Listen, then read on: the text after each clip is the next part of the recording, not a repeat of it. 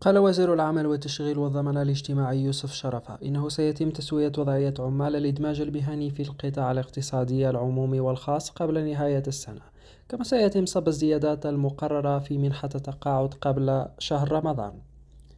وأشار وزير العمل خلال زيارته إلى ولاية الأغواط أنه سيتم تسوية وضعية عمال الإدماج المهني في القطاع الاقتصادي العمومي والخاص قبل نهاية السنة الجارية، حيث أن شروط تسوية الوضعية تشمل عدة معايير من بينها الحضور المنتظم للعمال والمردودية، ومشيرا في ذات السياق أنه سيتم دراسة التقارير المعدة من طرف أرباب العمل حول الأداء المهني للمعنيين.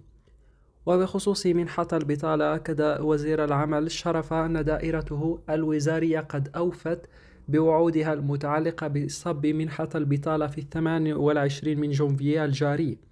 بقيمتها الجديدة التي أقرها رئيس الجمهورية عبد المجيد تبون، مبرزا بالمناسبة أهمية التكوين للمسجلين في منحة البطالة، مما يساهم في الرفع من كفاءاتهم وقدراتهم العلمية والمهنية.